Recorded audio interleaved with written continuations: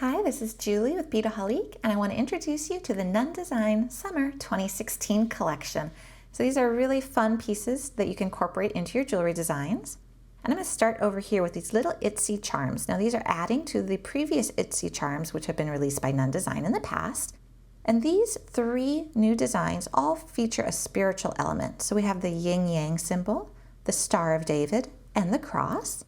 And you'll notice that they come in 4 different finishes. We have the antique gold, antique copper, antique silver, and bright silver. And the back side is blank, but it just has a really nice hammered finish to it.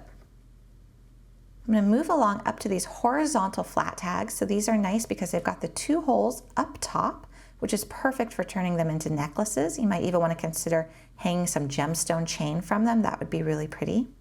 You notice that there's a long one and a short one. So let me hold these side by side so you can see the comparison. Now the long one has a hammered finish on both sides and the short one is a bit smoother. So it still has a little bit of variation to it, but it is a much smoother finish. And you can definitely metal punch on those. So that's a great way of doing some personalized jewelry, maybe a name or a date, something like that. Here we have rectangular open frame pendants. And on this example piece, we use some crystal clay, which is an epoxy clay. And we just did a marbling effect with black and white. And again, these come in the 4 different finishes and we have 3 different sizes. So we've got the small one, the medium, and the large. And we have a lot of tutorials on the Beadaholique website that show how to use the square version of this pendant. So you can just adapt those ideas to the rectangular one. We actually found a lot of uses for these. They were very fun to work with. And I like that the small one is a great size for an earring. Actually, they all could be an earring.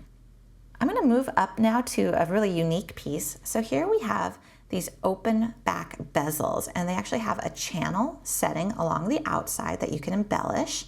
And they are open, so there's a nice deep ring here. Now in the example, I actually filled it with some artist concrete, and I just put some packaging tape on the back side here. I filled it, let it cure, and then I peeled the tape off, and this was the side with the tape, and you can see that's perfectly smooth and it wasn't at all gummy. And then I just rubber stamped it. But you can also fill these with resin and do a whole bunch of other different things with them. And they come in a couple different sizes.